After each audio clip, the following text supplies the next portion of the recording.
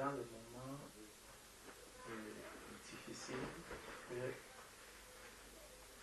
l'on traverse, la parole de Dieu vient toujours pour nous apporter un réconfort. Elle vient toujours pour nous apporter une lumière. Et cette semaine, je m'étais sur un texte, le texte de Job, Job chapitre 12. En Job chapitre 12,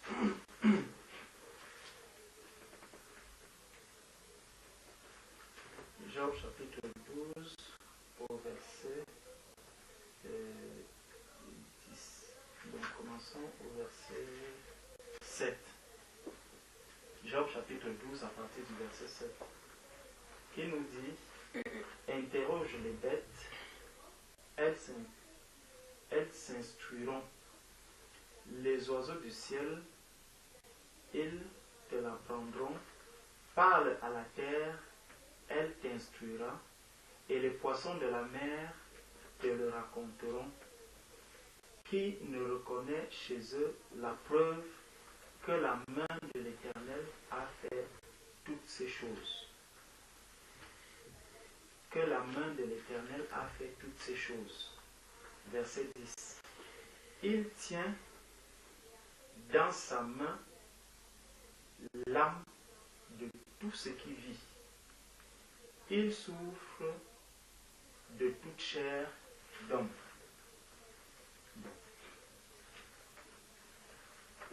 Regardons dans le livre de Genèse. Dans le livre de Genèse, à la création,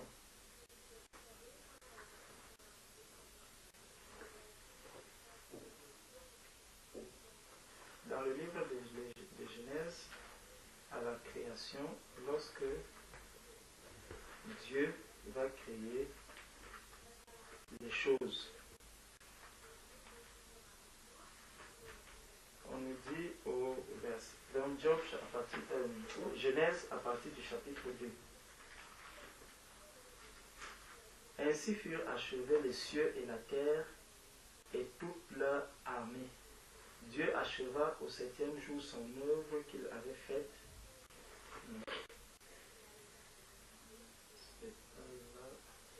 Voilà. Verset 27, Genèse 1, verset 27.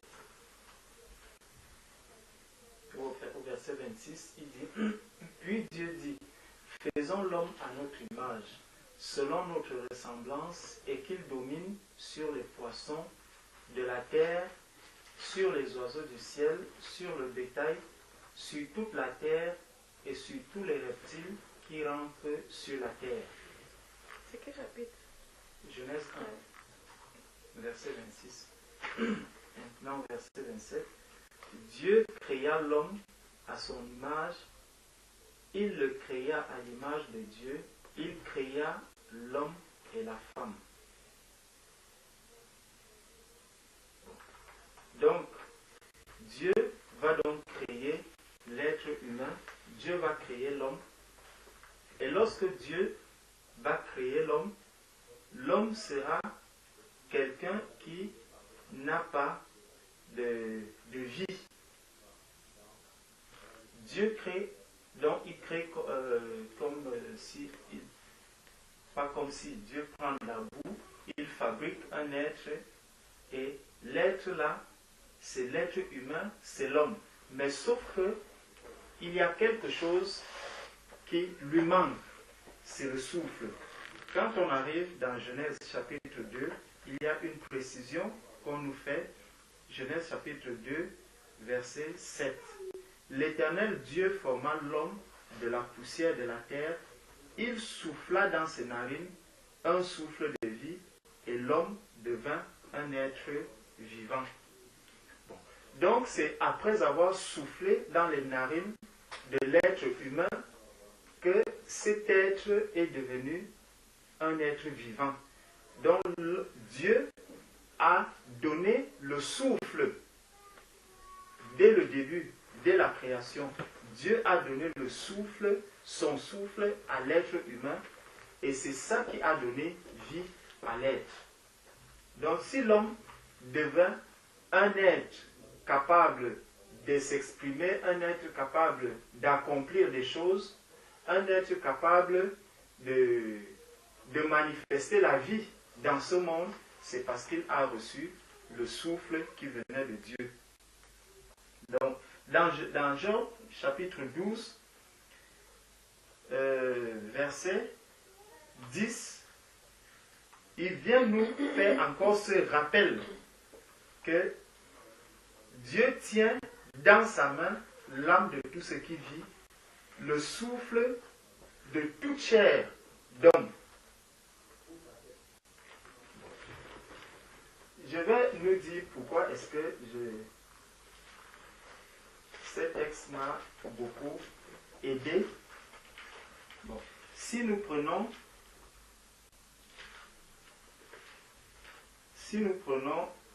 Job, prenons encore Job chapitre 17.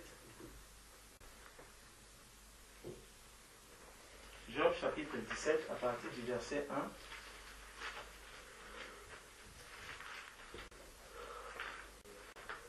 Ou prenons un peu plus haut dans le chapitre 16 à partir du verset 18. Ô terre, ne couvre point mon sang, et que mes cris prennent librement leur essor. Déjà maintenant, mon témoin est dans le ciel. Mon témoin est dans les lieux élevés. Mes amis se jouent de moi. C'est Dieu que j'implore avec larmes. C'est Dieu que j'implore avec larmes. Donc, nous comprenons bien qu'il est dans la souffrance. Il traverse des moments difficiles. Il traverse vraiment des épreuves. Comme aujourd'hui, on peut dire, il est dans un désert. Il traverse un désert.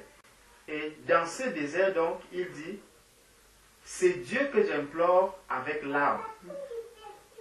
Puisse-t-il donner à l'homme raison contre Dieu et au Fils de l'homme contre ses amis, car le nombre de mes années touche à son terme. Le nombre de mes années touche à son terme. Et je m'en irai par un sentier d'où je ne reviendrai pas. Mon souffle se perd, mes jours s'éteignent. Le sépulcre m'attend. Vous voyez? Donc, dès lors que le souffle commence à se perdre, que les jours commencent à s'éteindre, ce qui est prêt à me recevoir en ce temps-là, c'est le sépulcre. Mais n'oublions pas ce qu'il nous avait déjà dit au chapitre 12, que le souffle de toute chair, qu'il tient dans sa main l'âme de tout ce qui vit. Le souffle de toute chair. Donc, c'est donc ce souffle-là qui, lorsqu'il est retiré, dès lors que le souffle de vie d'un être humain est retiré, la prochaine étape, c'est le sépulcre. Je ne sais pas si nous comprenons. Bon. La question donc que je peux vous poser maintenant, où se trouve la place de la maladie là-dedans?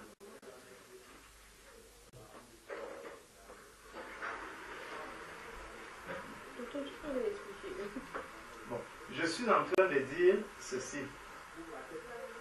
Quand on regarde la parole de Dieu, depuis la Genèse, on voit que l'être humain n'avait pas de vie. L'être humain n'avait pas n'avait aucune valeur en fait. Mais dès lors que le Seigneur lui a donné le souffle, son souffle, l'être est devenu un être animé. Tu vois, l'être a pris vie. L'être humain a commencé à se manifester, à parler, à marcher, à faire ceci, à donner même des noms, à faire tout ce qui s'ensuit.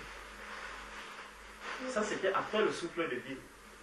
Bon, la parole de Dieu, il y a plein de versets qui nous rappellent que le souffle de vie de tout être humain se trouve dans la main du Seigneur.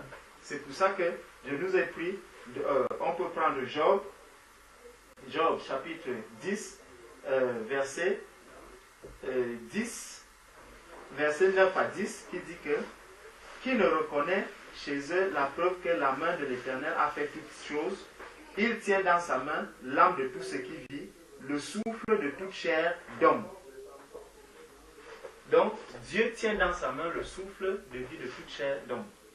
Bon. Dans le verset 17, on a vu que dès que l'homme, son souffle va être retiré, dès que son souffle va être retiré, la prochaine étape qui l'attend, c'est le sépulcre. Bon. On peut encore regarder, peut-être dans Job 27, il y a plein de versets qui nous montrent que c'est vraiment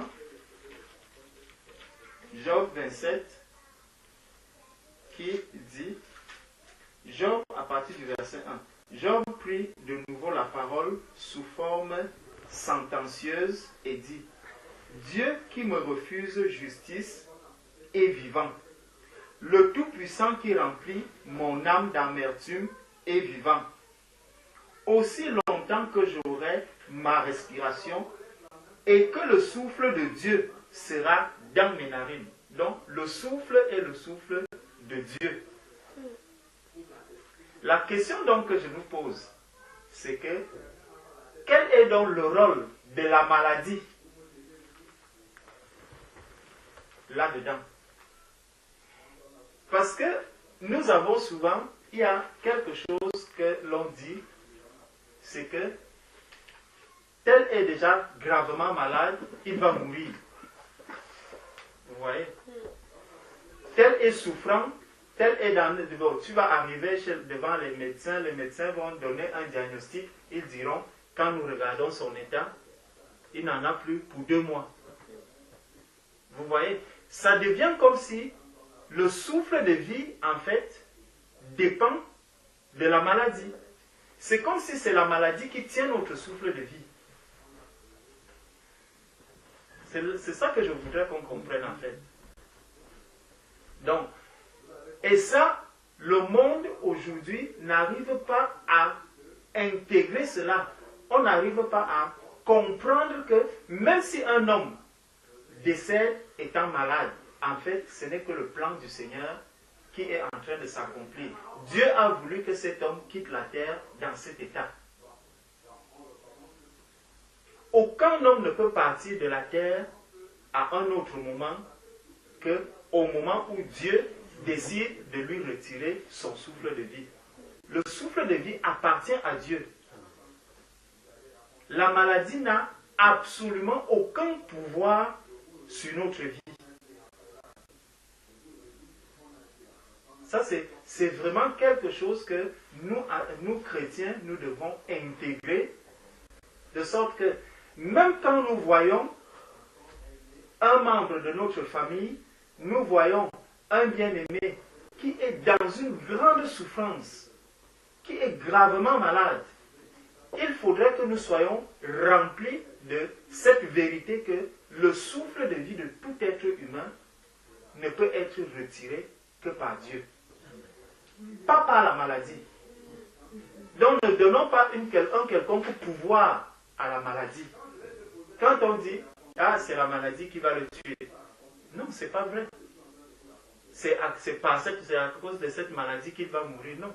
Dieu va retirer, et ça, cette confusion, elle est flagrante tous les jours, parce que vous pouvez voir un enfant qui est là, bien portant, du jour au lendemain, il va se coucher, le matin, on vous dit qu'il n'y est plus. Vous allez voir quelqu'un qui souffre du cancer des dizaines et des dizaines d'années, qui est là, couché, il reste. Est-ce que vous pensez donc que la santé, celui qui était en bonne santé, la santé, c'est la santé qui a eu plus de capacité à retirer le souffle de vie de cet être plus que le cancer? Non. Ça, c'est vraiment le pouvoir de Dieu. Dieu est souverain dans notre vie. Même si quelqu'un est malade, prions davantage pour que la personne rencontre le Seigneur. La maladie, Dieu s'en occupe. Le Seigneur lui-même est au contrôle de toutes choses. Cela peut juste être peut-être des signes que le Seigneur met devant nous pour dire que bon, voilà, telle personne qui est déjà dans cette phase, est-ce que c'est un signe que le Seigneur nous montre pour qu'on intercède plus, pour qu'on prie plus, pour que la personne vraiment mette sa vie en règle, parce que le Seigneur est en train de nous avertir et de nous alerter que son départ est déjà imminent. C'est plutôt dans ce sens-là que nous devons prendre la maladie, plutôt que de la prendre comme quelque chose vraiment qui vient retirer le souffle de vie, qui vient tuer les êtres humains, qui vient faire ceci. Non. Parce que Dieu tient l'âme de tout être humain. Dieu tient notre vie entre ses mains. Dieu tient notre souffle. Tant que le Seigneur a dit que cet homme ne meurt pas, tu peux souffrir de toutes les maladies du monde, tu seras toujours en vie. Et parfois, on voit un homme, on se demande, celui-ci tient même encore à quoi? Celui-ci tient même encore sur quel fil? Quel est le fil qui le tient encore en vie? Ses enfants sont venus, ils sont décédés. Ses petits-enfants sont décédés. Ses arrière-petits-fils sont décédés. Lui, il est là. Vous le voyez, il monte, il descend, il monte, il descend. Parfois, il est même déjà couché sur le lit. On fait tous les examens, on regarde, on dit non, ça va, là où il est là, il va bien. D'autres sont tellement souffrants. Ils souffrent, ils souffrent, ils souffrent, ils souffrent. Aujourd'hui, la médecine vient apporter des...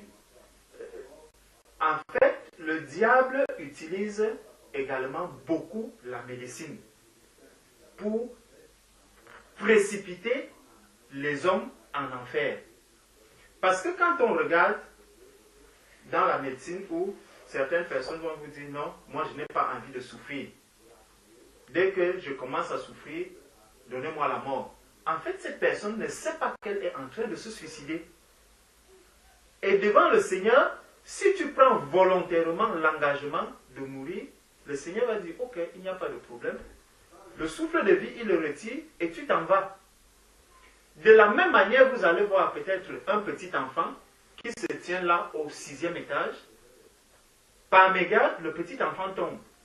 Il tombe du 6e à terre, boum.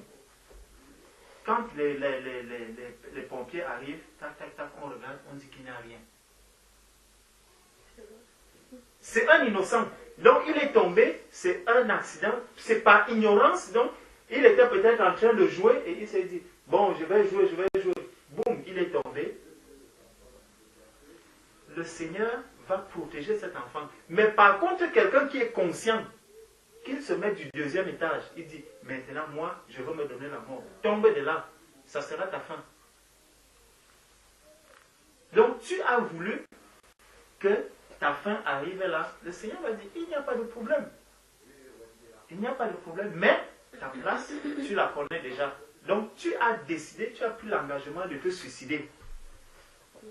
Donc il est important que nous comprenions, et ça va beaucoup nous aider et nous fortifier à comprendre que même si j'arrive devant un cas, si les païens ont un certain regard, une certaine appréhension par rapport à la maladie de X ou de Y, une certaine appréhension de l'état de santé de telle ou telle personne, lorsque le chrétien arrive, qu'il mette en tête que si cet homme est encore en vie, jusqu'à ce que son temps arrive, aucune maladie n'est capable de le sortir, de l'enlever de cette terre. Mais c'est Dieu seul. Donc, si je dois prier, je me mets à prier. Si je dois l'exhorter pour qu'il qu'il entende la voix du Seigneur, pour qu'il entende l'appel du Seigneur, je dois faire ce travail. Dieu nous attend là-dessus. C'est pour ça que même si tu es où, tu entends, oh, tel est gravement malade, on dit, tel est au bord de la mort. Oui, si les hommes disent qu'il est au bord de la mort, pour moi j'attends la parole du Seigneur, l'appel du Seigneur. C'est Dieu seul. Moi j'ai cette assurance que Dieu seul retire le souffle de vie de l'être qu'il a créé au moment où il veut et quand il le veut. Parce que nous tous, si nous ne sommes pas enlevés, une chose est sûre, nous passerons par le sépulcre. Nous irons vers là. Donc, c'est quelque chose qui m'a beaucoup fortifié. Et quand je lisais cette parole, je comprenais que, en fait, tout ce que le Seigneur fait sur la terre, tout ce que le Seigneur fait est bon. Le Seigneur peut utiliser toute situation pour amener quelqu'un à l'accepter, pour amener quelqu'un à comprendre qu'il est encore dans les ténèbres. Quelqu'un peut avoir un caractère difficile, un caractère où il croit toujours que non, moi,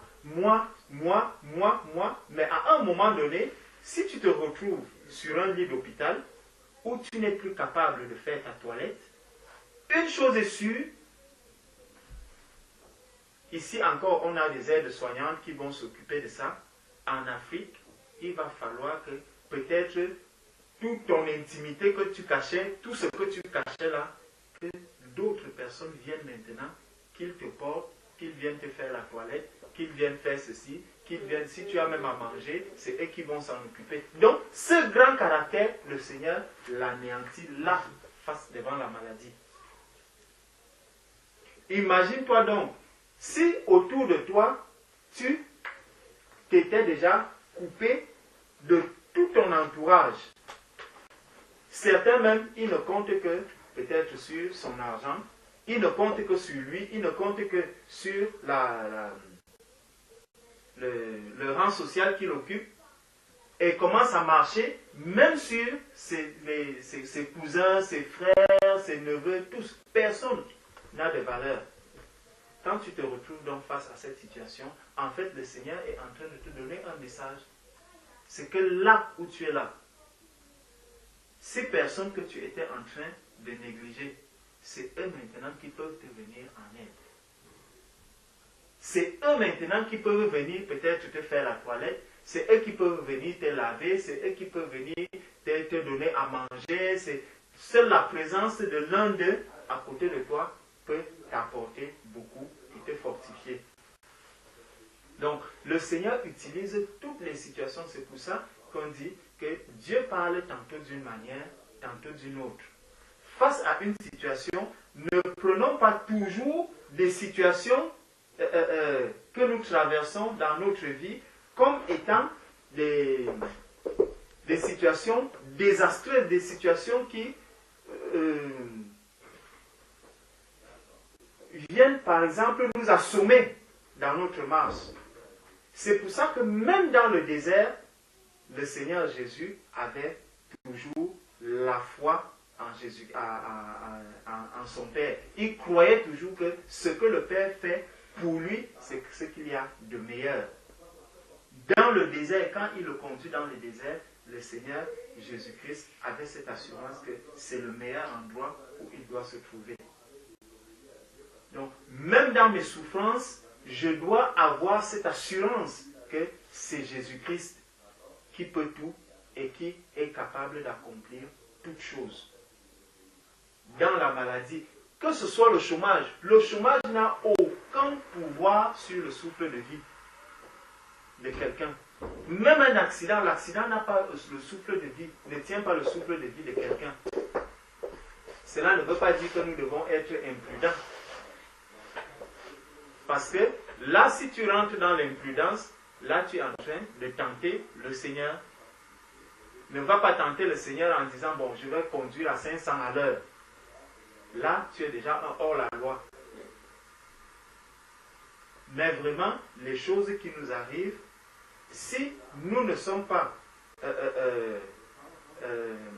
à cause, à l'origine de ces choses, il y a des événements qui peuvent arriver dans notre vie, mais vraiment, gardons en tête que Dieu est un Dieu souverain, que Dieu agit et que rien ne doit venir nous déstabiliser. Parce que toutes ces épreuves qui arrivent, c'est pour que tu commences à crier, tu commences à dire, ah, mon Dieu, pourquoi m'as-tu abandonné? Non. C'est vrai que la chair va prendre un coup, mais même après avoir pleuré, même après avoir crié, il faut revenir à la raison et se dire qu'on est enfant de Dieu et que Dieu est au contrôle de notre vie. Dieu est au contrôle. Dieu n'a jamais perdu le contrôle de la vie de chacun de ses enfants. Donc Dieu nous guide, Dieu nous fait avancer et Dieu sait jusqu'où est-ce que nous pouvons aller. Parce qu'il nous dit qu'aucune épreuve ne nous est survenue sans que nous ayons le moyen de nous en sortir.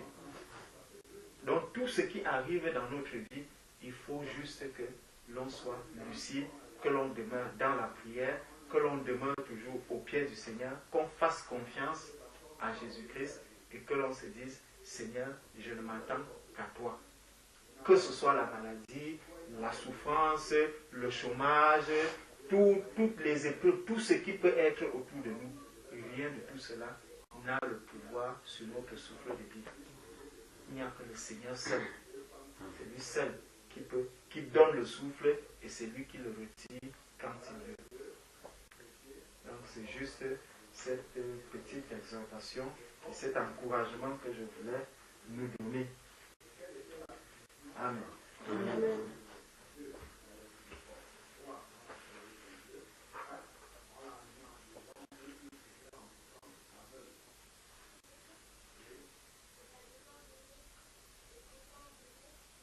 Est-ce qu'il y a une question?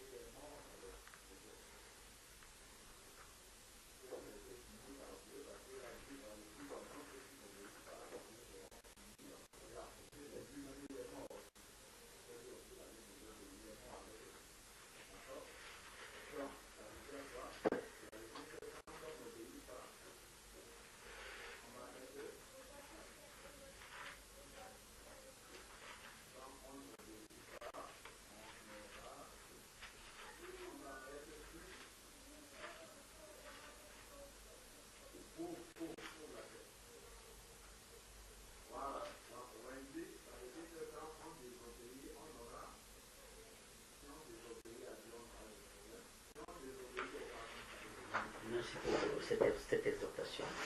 Et moi aussi, je vais juste... Parce que j'ai lu un petit passage biblique qui m'a beaucoup touché. Parce que très souvent, nous avons toujours tendance à dire merci à Dieu parce que Dieu nous a fait ceci, Dieu nous a donné ceci, merci Seigneur, merci. Donc, ce qui fait que nous sommes habitués, nous sommes habitués à ne dire merci à Dieu, à aller vers le Seigneur et lui dire merci que quand nous avons reçu quelque chose de lui. Quand nous avons reçu quelque chose, on lui dit merci Seigneur, merci. Ce qui n'est pas mauvais, ce qui est une bonne chose. Mais quand j'ai lu ce passage de Éphésiens 5, verset 26, c'est le verset 20 qui dit remercier constamment Dieu le Père pour tout. Pour tout. Éphésiens 5, verset 20. Remercier constamment Dieu le Père pour tout.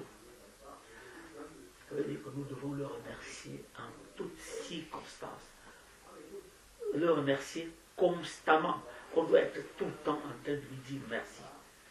Même quand ça ne va pas, même quand c'est mauvais, on va lui dire merci Seigneur parce que ça ne va pas.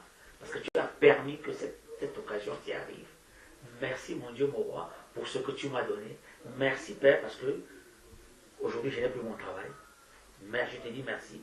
Les gens vont, tu dis ça, si quelqu'un entend, si quelqu'un est païen qui ne connaît pas bien la parole, il va se dire, mais celui-là il est malade ou quoi?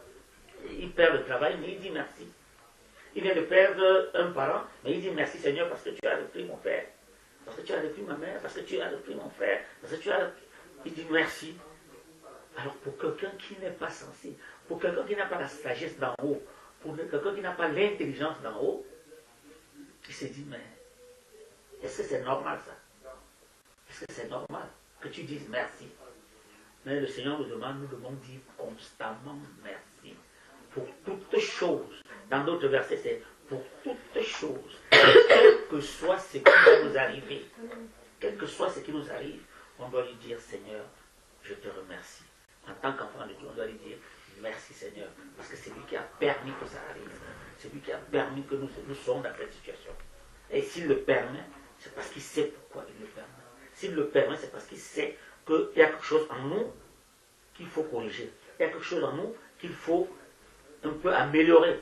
Et il permet que cette chose arrive. Bon, maintenant, si nous sommes dotés de l'intelligence d'en haut, nous allons lui demander, Père, voilà ce qui m'arrive. Père, mais qu'est-ce qu'il y a? Pourquoi il y a ceci? Pourquoi il y a cela? Donne-moi la conduite à tenir, Seigneur. C'est vrai que pour ma chair, c'est un peu douloureux, ça fait mal. Ça me fait mal, mais je sais que Père, c'est toi qui as permis. Donne-moi la conduite à tenir. Je te rends grâce parce que tu as permis que ça m'arrive. Seigneur, et si tu as permis que ça m'arrive, c'est parce que tu veux me donner une leçon. C'est parce que tu veux m'amener quelque part, je ne sais pas. Tu as choisi ce moyen-là pour m'amener quelque part. Je ne sais pas. Mais dis-moi, Seigneur, donne-moi la force d'accepter cette situation qui, c'est vrai, ne fait pas plaisir à ma chair. Ne me fait pas plaisir. Mais la chair, on s'en fout. Quand on vit déjà dans le Seigneur, quand c'est Christ qui vit en nous, l'âme est au-dessous de l'Esprit de Dieu qui est en nous. L'âme est en bas. Ce qui fait que tout ce que la chair peut éprouver, on s'en fout. On sait que c'est l'ennemi qui est en train de réagir. C'est les réactions de l'ennemi, ça. Il est en train de réagir. Et ça, on demande au Seigneur, permets-moi, vraiment donne-moi la sagesse de comprendre là où tu m'amènes. Et Seigneur, ou bien, si tu ne peux pas comprendre, Seigneur, je m'abandonne entièrement à toi. Seigneur, amène-moi où tu veux. Papa, j'attends ta volonté. Que ta volonté soit faite, Seigneur. Je te dis merci, je te rends grâce pour ce qui m'arrive. On doit devoir dire merci à Seigneur constamment, à tout moment, pour toutes choses. S'il nous donne quelque chose qui nous fait plaisir, Seigneur, merci. Je te remercie pour ce que tu viens de me donner, pour ce cadeau que tu m'as donné. C'est quelque chose qui ne fait pas plaisir au commun des mortels, mais aux yeux de Dieu, c'est une bonne chose pour toi, toi qui es mon enfant. Il me frappe. S'il a de me frapper, je vais pleurer. Je sais que c'est les pleurs de joie, parce que le Seigneur est en train de faire quelque chose à moi. Il est en train de me façonner. C'est une façon. Nous sommes les potiers. Nous sommes je veux dire, l'argile entre les mains de Dieu. Est-ce que l'argile va dire au potier, pourquoi tu me mets mon nez comme ça là? Pourquoi tu me mets mes oreilles comme ça? Non. L'argile exécute. L'argile est là. Il marche comme on est en train de le modeler. Et Dieu est en train de nous modeler. Dieu, chaque jour qui arrive, Dieu, chaque moment qui arrive dans notre vie, il nous fabrique. Il nous éprouve. Il fait tout parce qu'il est en train de nous préparer pour quelque chose. Même si c'est un combat. Même si c'est un combat qu'il faut mener. Même si c'est la souffrance qu'il faut souffrir. Le Seigneur est en train de nous amener quelque part.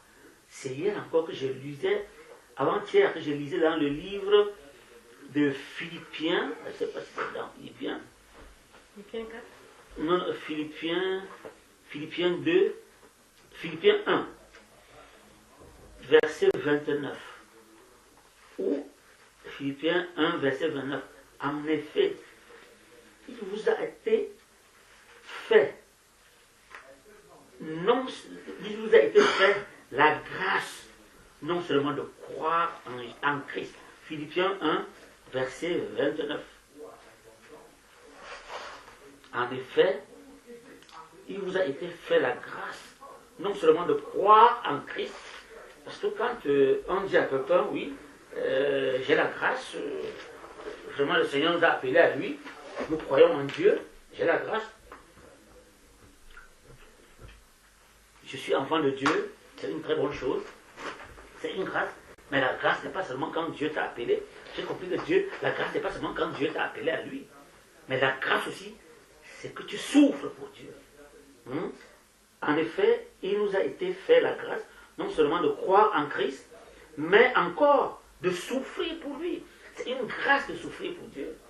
C'est une grâce qui nous fait de souffrir pour lui, qui nous éprouve, qu'il nous fasse souffrir, qu'il fasse souffrir notre chair tous les jours, qu'il ne nous passe pas des épreuves. C'est une très grande grâce.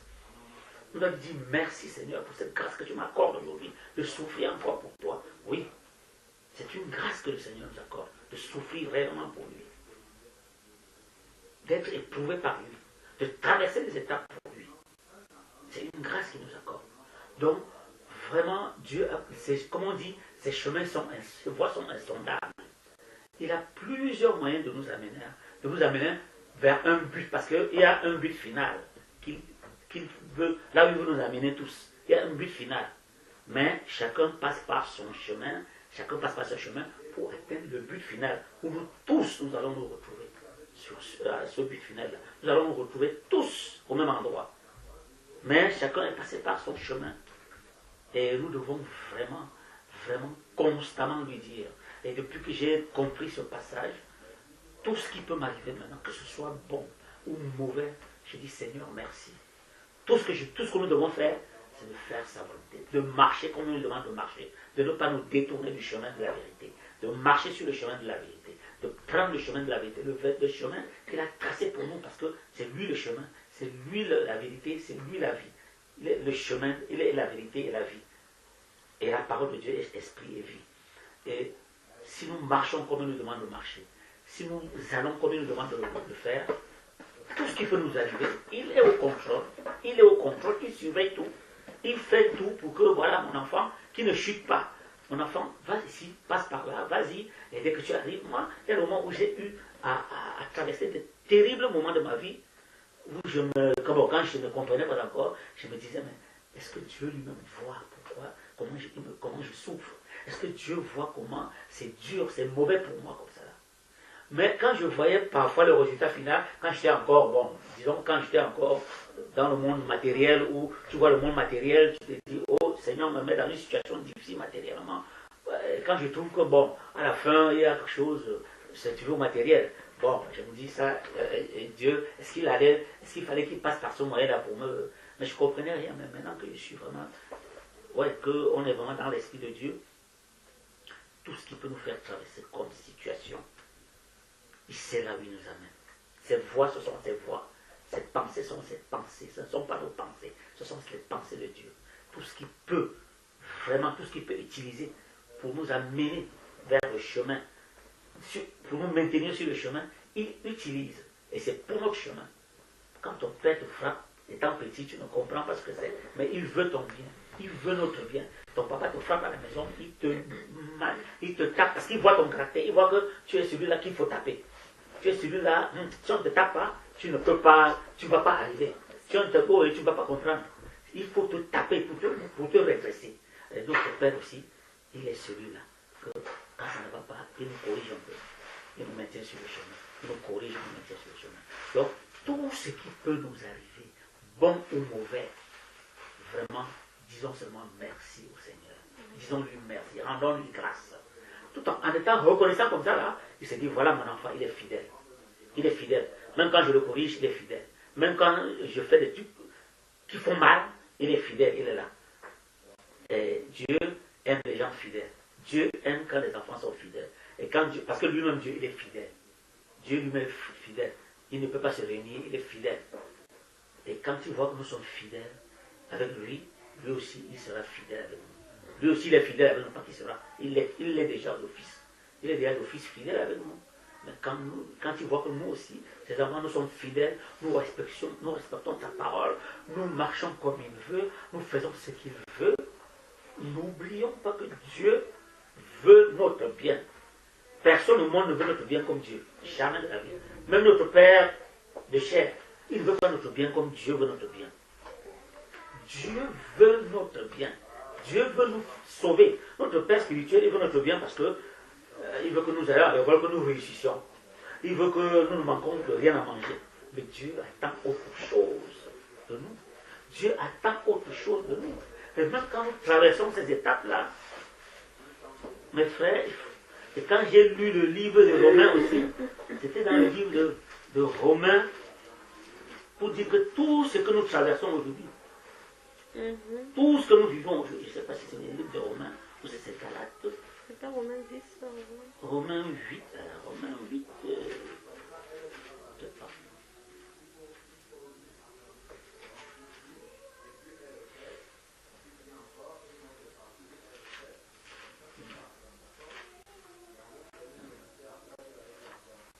Il faut dire que les souffrances, tout ce que nous souffrons aujourd'hui, ce n'est rien. Ce n'est rien à côté de la gloire de Dieu qui nous attend demain. Je n'ai pas retrouvé le passage. Je crois que c'est la Galate ou quelque chose comme ça. C'est-à-dire que tout ce que nous subissons aujourd'hui, tout ce que nous voyons aujourd'hui, c'est l'apôtre qui a dit ça. Tout ce que nous subissons aujourd'hui comme l'épreuve, tout ce que nous subissons aujourd'hui comme notre chair souffre, mais ce n'est rien. Ce n'est rien à côté de la gloire qui nous attend demain. À côté de, quand nous serons à côté du Père, à côté de Jésus, de notre Seigneur.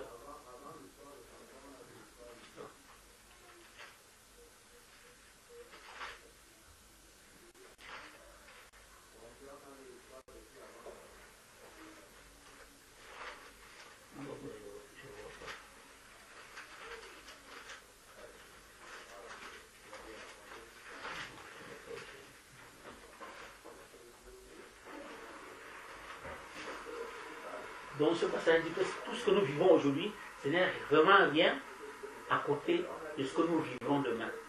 Acceptons les souffrances d'aujourd'hui. Acceptons tout ce qui se passe aujourd'hui. Disons merci au Dieu de gloire, tout ce qu'il est en train de nous faire traverser aujourd'hui. Disons-lui merci. Mais demain, avec ce qui nous attend, c'est la gloire. Et quand Jésus-Christ apparaîtra, quand le Seigneur apparaîtra dans toute sa gloire, nous serons avec lui. Frères et sœurs, apprenons à dire merci à l'Éternel pour tout et tout ce qui se passe dans notre vie. À lui dire merci. Pas seulement quand il nous a donné, pas seulement quand il nous fait du bien. C'est vrai, quand on nous fait du bien, la chair est contente. Notre chair est contente, elle se réjouit. Mais quand on pince la chair, ça fait mal. Nous aussi, nous devons apprendre à dire merci au Seigneur à ce moment-là. Que Seigneur, merci pour ce qui m'arrive. Merci parce que Père Tout-Puissant, je suis dans cette situation. Je te remercie. On doit apprendre à dire merci au Seigneur en toutes choses, en toutes circonstances. Vraiment, ce passage a marqué. Et c'est ça que je voulais vraiment partager ça avec vous, mes frères, mes sœurs. Savoir lui dire merci en toutes choses, en toute occasion. Parce que lui seul sait là où il nous amène. Lui seul sait là où il nous entraîne, à travers les épreuves, à travers les situations. Lui seul sait ce qu'il a à faire. Notre vie, même nous ne voyons même pas ce que nous serons demain. Nous ne savons même pas ce que nous serons dans les secondes qui suivent là. Mais lui, il sait. Nous sommes dans la paume de sa main. Nous lui appartenons. Il sait ce que nous serons demain. Laissons-nous seulement entraîner par lui. Suivons-le seulement. Ayons-lui confiance. Faisons-lui confiance. Faisons confiance au Seigneur. Demandons-lui seulement de se révéler davantage à nous. Parce que le plus souvent aussi, c'est parce qu'on ne connaît pas où on va. C'est ça qui fait que beaucoup de gens sont un peu réticents. On ne connaît pas bien notre Dieu. Quand on connaît Dieu réellement, quand on le connaît réellement, on se laisse entraîner par lui. Et demandons-lui de se révéler davantage à nous, pour que nous puissions mieux le connaître, pour mieux l'adorer, pour mieux lui faire.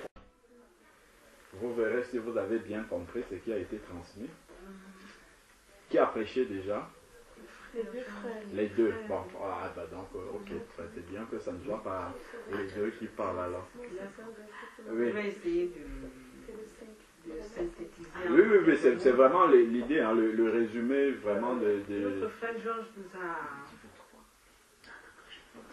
il a relevé quelque chose qui est très très important pour nous les chrétiens. Moi je trouve que souvent on peut rester 30 ans chrétien, 40, 50 ans chrétien, mais et des petites choses, comme l'autre jour je disais, je jure, qu'on ne corrige pas, et des choses qu'on prononce naturellement, hein, parce que c'est notre éducation chrétienne qui veut comme ça, et qu'on n'a pas eu la chance de croiser des frères ou des personnes qui peuvent être inspirées pour nous ressortir ça en nous, que ça devienne quelque chose que nous devions corriger.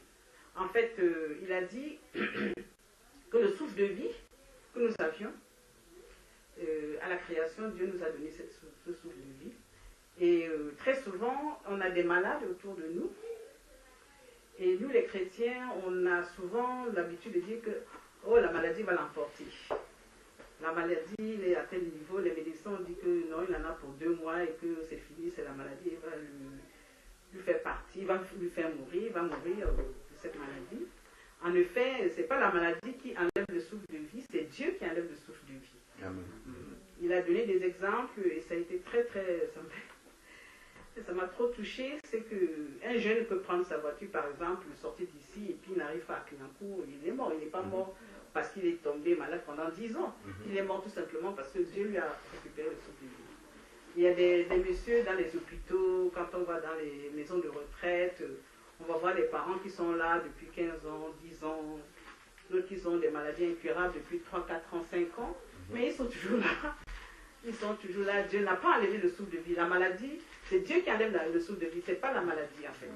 Donc c'est ça qui nous a donné comme enseignement aujourd'hui. J'ai trouvé que c'était vraiment très très juste parce que à chaque fois on a nos parents, nos personnes qui sont malades, oh ça y est, il va mourir, la maladie va l'emporter. Et c'est vrai que cette personne peut rester encore là 10 ans et toi tu as un petit, le paludisme pendant 2 semaines et Dieu t'enlève le souffle de vie.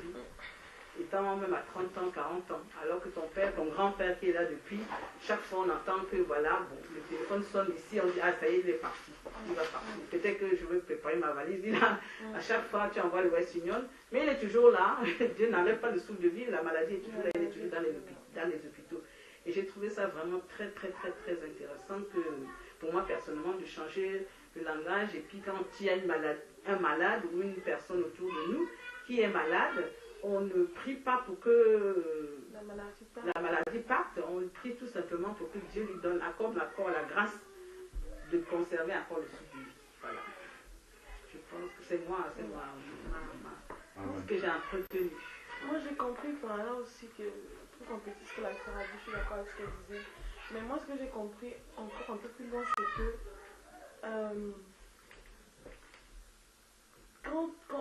quand nous sommes malades, quand quelqu'un a un malade en face de nous, quand nous-mêmes nous sommes malades, ce n'est pas, on ne devrait pas prier. C'est vrai, on prie pour guérir, nous sommes des êtres humains. La sœur veut qu'on prie pour guérir.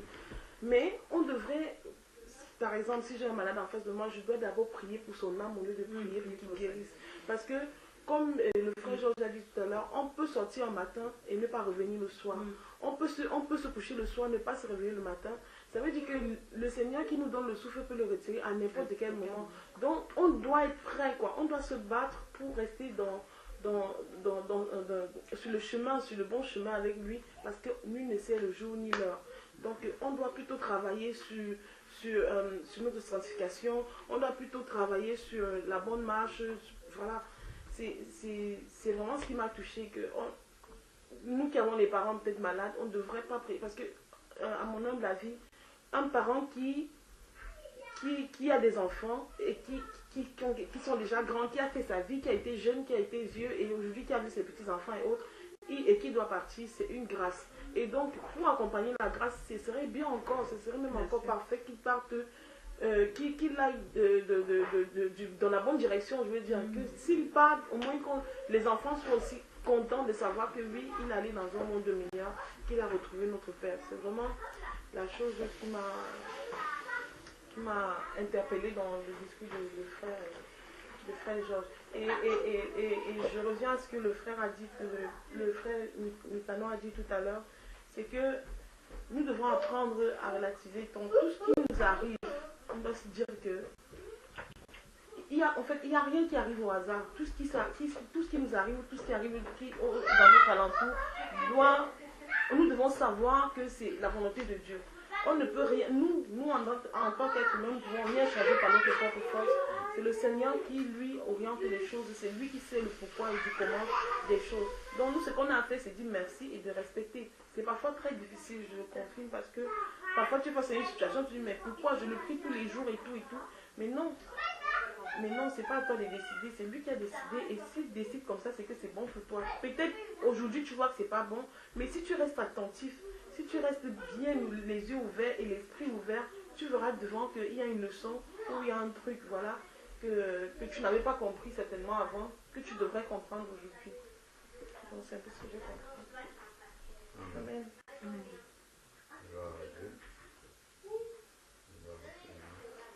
Vous avez lu dans Job, chapitre 12, verset 10. D'accord. Et par rapport à ce sujet-là,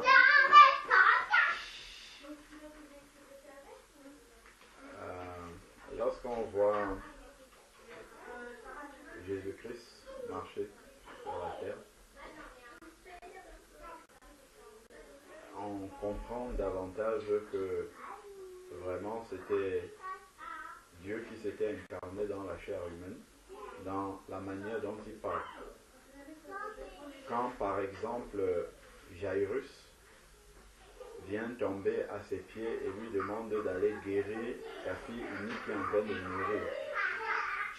Donc, quand Jésus se met en chemin pour partir, on vient lui dire que ce n'est pas la peine de déranger le maître, elle est morte. Et Jésus va lui dire quoi seulement quand elle vit. Donc en fait, quand il dit quand elle vit, le souffle de vie revient directement. On voit vraiment que en fait, par la puissance de sa parole, parce que même la femme qui donne naissance là, c'est une parole de Dieu en fait qu'il a prononcée pour que le souffle de vie, la vie, la respiration vienne dans un être humain. C'est ce qu'on voit en fait dans le jardin d'Éden, quand Dieu a fabriqué Adam et qu'il a soufflé pour que la vie vienne. De la même manière qu'il a soufflé, c'est de la même manière qu'il retire. Parce que c'est lui qui a soufflé pour que la vie vienne. Et il a soufflé dans le premier homme qu'il a créé, mais il continue à souffler. Bon, c'est vrai qu'il a fait le mécanisme naturel où la femme donne naissance, ainsi de suite, mais à la base, l'embryon qui est dans le ventre, c'est une parole de Dieu qui s'est accomplie en fait, pour que quelqu'un vienne au monde. Donc, de la même manière, pour qu'il parte aussi du monde, c'est aussi Dieu qui dit, allez, tiens, toi, c'est maintenant le moment de partir. Sachant que Dieu, la Bible nous dit que le nombre d'années, je crois que vous avez dû lire ça aussi, dans le psaume 90, le nombre d'années d'un homme s'élève, on peut lire ça aussi. Donc, ça, je crois que c'est dans le psaume 90, si je ne me trompe pas. Voilà, donc, le psaume 90 dit, au verset 10,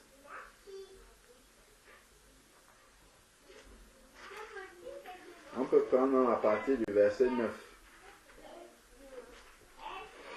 Psaume 90 à partir du verset 9, il est dit, car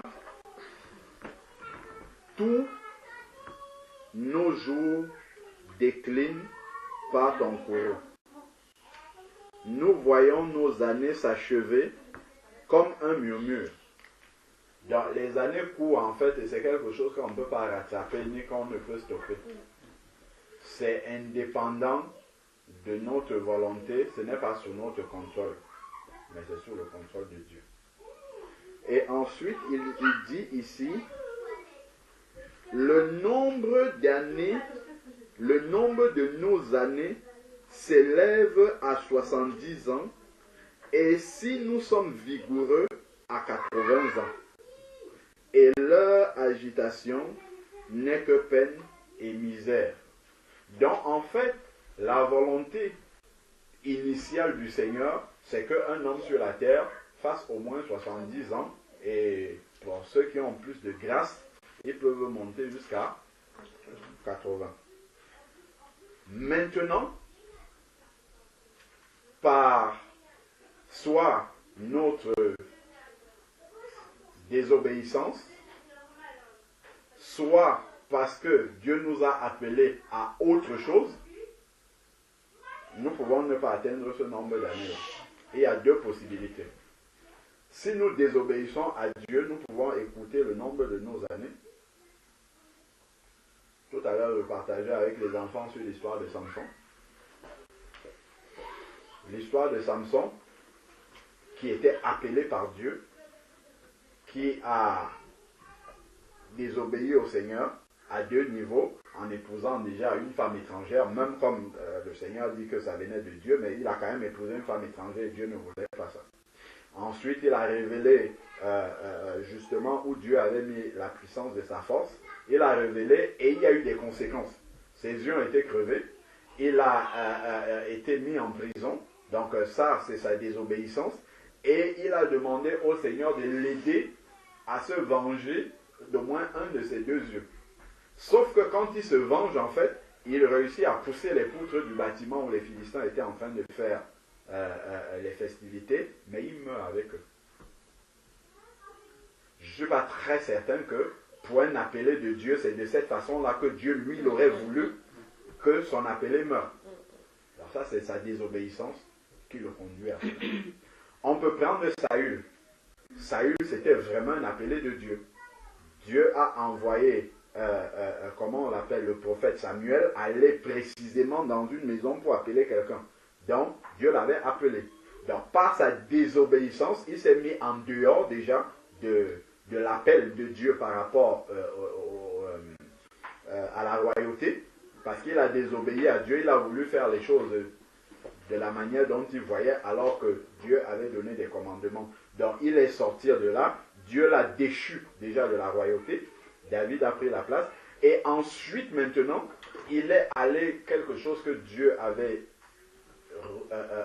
interdit formellement aux Israélites, il est allé consulter une chiromancienne. Alors que c'est lui-même qui avait donné le décret dans le pays qu'on ne doit pas le faire. Donc lui, il est allé appeler, consulter les morts en fait. Pour qu'on appelle l'âme de Samuel pour que Samuel lui donne un conseil. Il a été frappé par ça en mourant à la guerre. Donc on peut voir comme ça qu'il y a des morts prématurées. Quand on voit la manière dont la personne est morte, ça ne reflète pas ce qui était la volonté de Dieu. Quand tu vas prendre Abraham par exemple, on va te dire qu'Abraham, il a été couché à côté de ses pères, rassasié de jour. Là, on comprend que ça, c'est la volonté de Dieu. Ça, c'était vraiment le plan de Dieu. Donc, on peut avoir le plan et la volonté du Seigneur, mais l'homme, par sa désobéissance, amène Dieu. Quand on voit, dès le début, Adam par exemple, Dieu, quand il souffle, quand il donne le souffle de vie à Adam, c'était un souffle éternel en fait. Adam avait la vie éternelle. Adam n'était pas prévu pour mourir au moment où il est créé. Par contre, Dieu lui dit une chose. Et c'est là où notre volonté, celle que nous acceptons de soumettre à Dieu lorsqu'on se convertit, c'est ce qu'on demande à quelqu'un quand il passe dans les eaux du baptême. Est-ce que tu acceptes le Seigneur Jésus comme ton Seigneur? C'est-à-dire que tu vas te soumettre véritablement à sa volonté. Si on se soumet à la volonté du Seigneur, ben, la volonté parfaite, le plan parfait de Dieu va s'accomplir pour nous. Par contre, si on désobéit, ben, il peut avoir des conséquences qui n'étaient pas la volonté de Dieu. Donc, on va voir par exemple, là on parlait d'Adam, où Dieu va dire à Adam, tu peux manger des fruits de tous les arbres du jardin. Il a la vie éternelle, mais seulement si tu touches aux fruits de cet arbre-là, là tu vas mourir. La volonté de Dieu est quoi? C'est que Adam ne pêche jamais et qu'il vive éternellement. Mais Adam, en allant enfreindre la volonté de Dieu, déclenche directement une autre conséquence, qui n'est pas ce que Dieu veut. De la même manière, Dieu va dire, je mets devant toi deux portes, celle de la vie et celle de la mort. Je te conseille de choisir celle de la vie. Si tu choisis celle de la vie, il y a les conséquences de la vie qui vont avec. Si tu choisis celle de la mort, ben, il y a les conséquences de la mort, de la déchéance devant Dieu. Donc, de la même manière, effectivement, on a un nombre de jours que Dieu, qui est la volonté parfaite de Dieu, c'est celle que le Psaume 90 là nous dit, et maintenant, soit par notre désobéissance, on peut déclencher, écouter cette période-là, soit également, là il faut bien discerner aussi, par un plan de Dieu. Dieu a un plan pour d'autres personnes qui ne doivent pas vivre très longtemps. On prend le cas par exemple d'Élie. Élie a été emporté dans le ciel par la volonté de Dieu. Il n'avait pas désobéi, mais Dieu est venu le chercher avec un char. On a Enoch par exemple. Dieu au bout d'un moment est venu le prendre. Mais bon, il a vécu quand même longtemps. On a le cas par exemple de Jean-Baptiste. Jean-Baptiste n'a pas désobéi, mais il est mort par son obéissance en fait. Donc il y a des personnes comme ça, qui ne vont pas mettre les 70 ans là, mais qui vont partir parce que c'était vraiment la volonté de Dieu. Mais il y a des personnes qui n'ont pas été sages. Si par exemple, Dieu dit, obéissez aux autorités.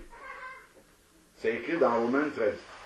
Les autorités demandent, si tu prends le volant d'une voiture, de ne pas être en état d'ébriété. Ça, tu le sais. Et la Bible nous dit bien dans Romains 13 que Dieu a mis ces autorités là pour que tu respectes sa loi, en fait. Sauf quand, évidemment, les autorités donnent des lois qui sont contre la volonté de Dieu. Ce n'est pas de ça qu'on parle. Si maintenant, tu sais que les autorités ont demandé de ne pas conduire en état d'ébriété. Tu arrives quelque part, tu t'oublies, tu bois à ta satiété, tu sens que, voilà, tu es en état d'ébriété et tu prends le volant de la voiture. Tu as 25 ans. Si tu te tues, tu vas dire que c'était la volonté de Dieu. Non, moi je dis non. Ça, ce n'était pas la volonté de Dieu. Parce que, en fait, connaissant ce que Dieu aurait voulu pour toi, tu as choisi une autre voie et il y a des conséquences qui vont avec. Ça, c'est un aspect qu'il faut voir aussi. Il y a des conséquences. Bien évidemment, tous les jeunes ou toutes les personnes qui conduisent en état d'ébriété ne meurent pas forcément. Dieu peut faire grâce. Là, c'est vraiment... Dieu peut faire grâce à quelqu'un. Moi-même qui vous parle, j'ai déjà conduit en état d'ébriété quand je n'étais pas encore converti, mais je ne suis pas mort. Dieu aurait permis, il aurait peut-être permis que je meure. Là, j'aurais assumé les conséquences d'un acte où je suis sorti de la volonté de Dieu, même comme je ne le connaissais pas. Donc, en fait, c'est pour ça, en fait, qu'il faut pouvoir...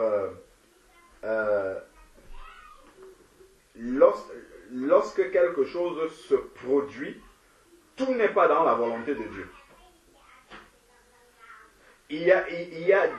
Ce n'est pas ça que Dieu aurait voulu, ce n'est pas le plan que Dieu avait pour nous. C'est ça que je veux dire en fait.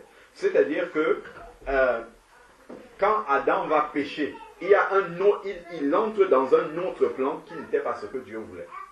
Dieu par exemple voulait que les Israélites aient un prophète. Dieu parle au prophète, comme il a commencé avec Moïse. Dieu parle au prophète et le prophète transmet les ordres de Dieu au peuple et le peuple obéit directement. Mais à un moment donné, le peuple va dire non, on ne veut plus de tes prophètes là, nous on veut un roi comme les nations. Samuel était tellement irrité, il allait voir Dieu. Dieu a dit non, laisse, donne-le un roi, parce que c'est moi qui suis en train de l'hériter, ce n'est pas toi. Donc en fait, ils ont choisi un autre chemin qui n'était pas la volonté de Dieu. Et maintenant, à ce chemin qu'ils ont choisi là, il va s'attacher beaucoup de calamités qui n'étaient pas ce que Dieu aurait voulu pour eux. Le fait d'avoir déjà fait leur choix à eux, Dieu lui il a voulu que ça soit comme ça. Eux, ils ont fait le choix du roi. Donc le roi, on va voir, il y a des rois d'Israël qui sont venus, qui ont fait la volonté de Dieu. D'autres sont venus, ils ont fait ce qui est mal aux yeux de l'Éternel. Ils ont bâti les hauts lieux des Baals, des Astartés, et ainsi de suite. Si c'était les prophètes que Dieu lui-même appelait, ça ne devait jamais être comme ça. Et il y a le jugement de Dieu qui est venu sur le pays à cause de ces choses-là. il y a des gens qui sont morts prématurément, Dieu a envoyé l'épée sur le pays, ainsi de suite. Ça, c'est parce que ces personnes-là, volontairement, étaient sorties de la volonté de Dieu. Et ça, ils ne peuvent pas dire que c'est la volonté de Dieu. La volonté de Dieu n'était pas celle-là. Ils payent les conséquences de leur mauvais agissement. Si on prend le cas, par exemple, du peuple dans le désert, quand Dieu entraîne le peuple fraîchement sorti d'Égypte dans le désert, Dieu veut qu'ils traversent le désert en 40 jours. Mais ils vont y mettre 40 ans et 2 personnes seulement vont sortir. Est-ce que la volonté de Dieu, c'était de prendre je ne sais pas combien de millions d'âmes de l'Égypte et de venir les tuer dans le désert? Non, c'est d'ailleurs ce qui est sorti de leur bouche à une murmure. Mais ça, ce n'était pas la volonté de Dieu. Dieu ne les sortait pas d'Égypte pour les amener mourir dans le désert. Non. Il les sortait de là pour les amener tous. Ça, c'était la volonté de Dieu. Il voulait les amener tous à Canaan. Sans aucune exception. Mais comme ils ont manqué de foi, 1 Corinthiens chapitre 10, beaucoup sont morts dans le désert, 2 seulement sont arrivés à Canaan. Parce que eux, ils n'ont pas voulu entrer dans le projet de Dieu. Sinon, en fait, si on ne considère pas cet aspect des choses-là, on ne va pas examiner les situations et voir nos responsabilités. On va tout ce qui arrive, même si ce sont des conséquences des actes que nous avons posés en dehors de la volonté de Dieu, on va dire, bon, c'est la volonté de Dieu que je sois là-dedans. Non, pas forcément. Ce n'est pas forcément. Bon, au final, on peut dire que c'est la volonté de Dieu dans le sens où même une punition, c'est un accomplissement de la parole de Dieu. Parce que Dieu a sa volonté parfaite pour nous, il a des plans de bonheur et non des plans de malheur pour nous, nous dit la parole de Dieu. Ça, c'est ce que Dieu veut de bon pour nous. Mais par contre, il dit aussi que si tu n'obéis pas, il va t'arriver telle autre chose. Donc, si tu choisis de ne pas obéir, il va t'arriver aussi des choses que Dieu a dit d'avance. Mais ce n'est pas ça qu'il aurait voulu pour toi. C'est juste cette nuance-là. C'est-à-dire que Dieu n'est pas étonné de ce qui nous arrive si on est sorti de sa volonté, mais il avait prévenu d'avance. Un peu comme quand Adam a péché, dans Genèse chapitre 3, quand Dieu arrive et il demande « Adam, où es-tu » Il dit « J'ai entendu ta voix, je suis allé me cacher ». Dieu n'est pas surpris. Quand tu lui demandes « Est-ce que tu as mangé du fruit ?» Dieu n'est pas, il savait ça déjà depuis. C'est juste qu'il voulait que Adam confesse que je l'ai fait. Donc, c'est important, effectivement, de pouvoir examiner aussi dans les circonstances pour voir si je suis engagé dans tel chemin, est-ce que quelque part ma responsabilité ou non est engagée? Est-ce que j'ai posé un acte sans consulter Dieu et j'en assume les conséquences? Ou alors, est-ce que simplement j'ai fait la volonté de Dieu et puis oui, le plan de Dieu s'accomplit comme Dieu le veut. Et ce n'est pas en fonction de la souffrance ou non. C'est vraiment tout ce qui m'arrive. Est-ce que c'est vraiment cela que Dieu a voulu pour moi? Ou est-ce que, par exemple, on va dire à quelqu'un, la Bible dit, si tu dois te marier, il faut que tu épouses quelqu'un qui est converti. Tu es un enfant de Dieu, tu le sais. Tu épouses un païen ou une païenne. Et puis tu rentres dans des grandes tribulations, des grandes souffrances. Tu vas dire que c'est la volonté de Dieu. Moi je dis non. Ce n'est pas ça que Dieu lui l'avait voulu pour toi. Puisqu'il t'a prévenu déjà d'avance qu'il ne faut pas aller dans ce chemin-là. Mais toi, tu as dit peut-être, bon, ok, je vais l'épouser de toute manière, il deviendra un chrétien, un enfant de Dieu pendant le mariage. Bah, sauf que quand tu rentres dedans, tu te rends compte que bah, il n'en est rien. Aussi facile que ça. Ouais, voilà. Que déjà, un, ce n'est pas toi qui convertis, et de deux, tu t'es fait beaucoup d'illusions.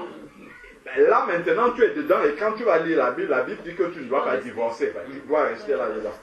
Donc là, tu vas aller porter maintenant un ministère, un fardeau, un sacerdoce pour supporter cette personne dans la prière, ainsi de suite, alors que Dieu ne t'appelait pas à ça.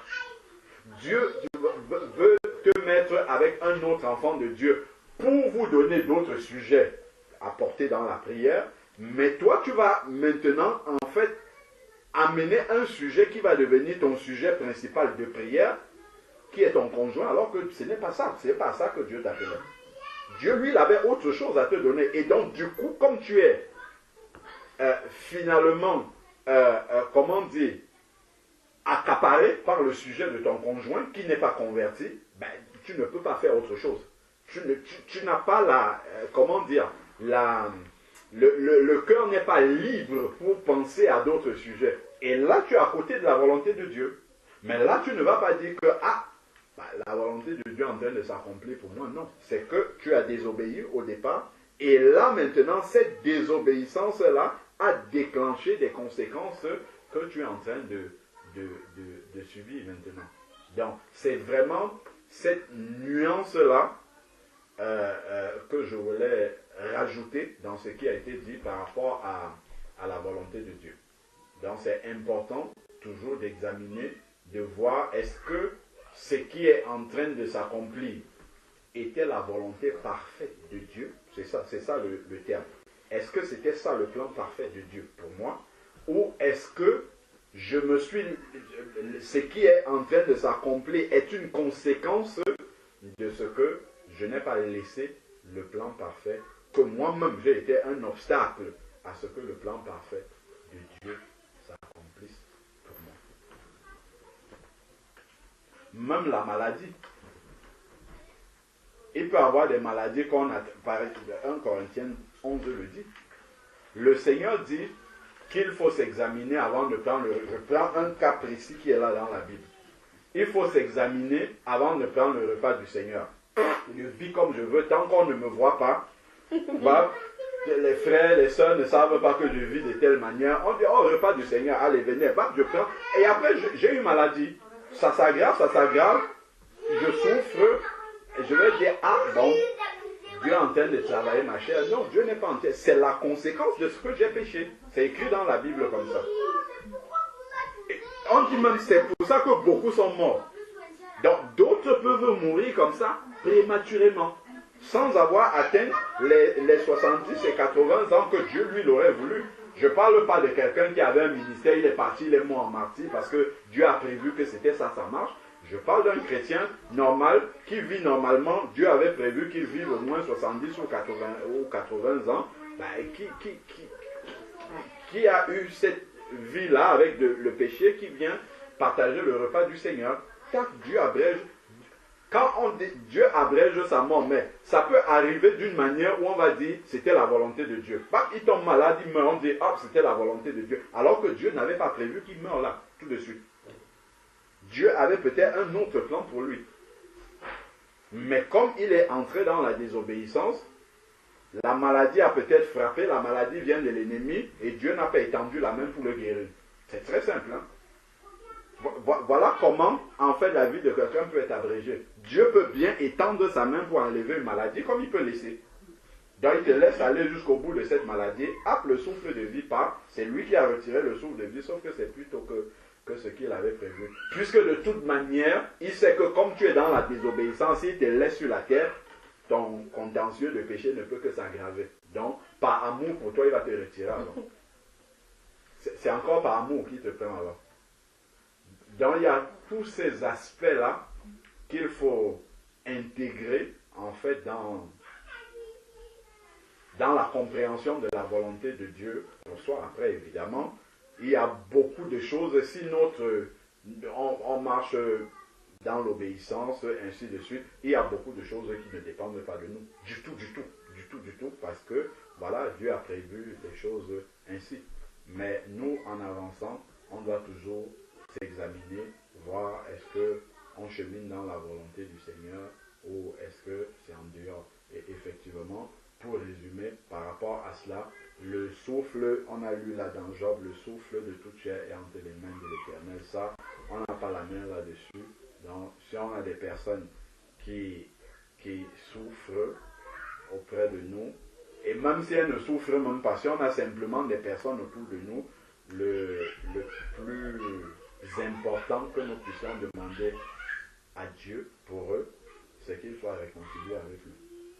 S'ils sont réconciliés avec Dieu, s'ils partent tôt, S'ils partent tard, de toute manière, à un moment donné, il faut bien partir. Donc, le plus important, c'est vraiment qu'au moment de partir, même pour nous, au moment de partir, qu'on soit en communion avec Dieu. C'est vraiment ça qui est le plus important. Amen. Amen.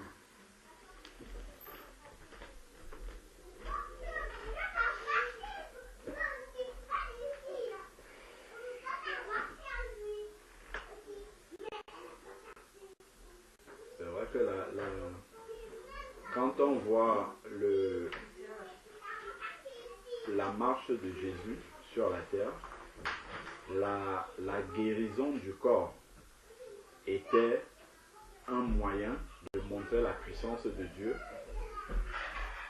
surtout à ceux qui ne le connaissaient pas.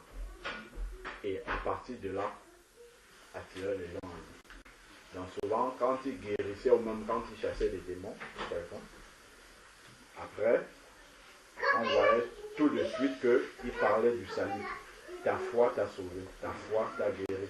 Donc c'était basé sur la foi et on sait que le salut, c'est vraiment la clé du salut, c'est la foi. Et on voit que c'est ça vraiment que le Seigneur Jésus avait recherché de plus précieux dans la vie de quelqu'un. C'était vraiment que l'âme de la personne puisse être sauvée. Et nous aussi, on doit garder toujours cela présent à l'esprit, que c'est l'âme de la personne qui est d'abord la chose la plus importante à rechercher. Après, Dieu sait si le moyen d'attirer, puisque la Bible dit que nul ne vient au Père que par lui, s'il sait que le moyen d'attirer quelqu'un à lui, c'est de le clouer sur un lit de maladie. Ça existe. Hein. Il y a des personnes qui peuvent être tellement en santé, sûres d'elles, fortes, indépendantes dans les choix, avoir de l'argent, ainsi de suite. Et Dieu voit qu'une telle personne, on vient lui parler de mon amour, à la rigueur, sa vie, telle qu'il vit de manière indépendante, il ne sent pas qu'il a besoin de quelque chose. Il sent qu'il a la maîtrise sur sa vie, sur plein de choses. Et Dieu sait que si on le touche là, on lui dit que ses jours sont comptés, là il va se tourner vers moi. Dieu peut permettre ça. C'est un moyen que Dieu peut utiliser pour amener une âme à lui. Parfois, ça peut nous ébranler parce que, bon, c'est des personnes qui peuvent être proches, dont on peut même avoir prié pour le salut. Hein. C'est vrai que il faut être prêt aussi à ces éventualités-là.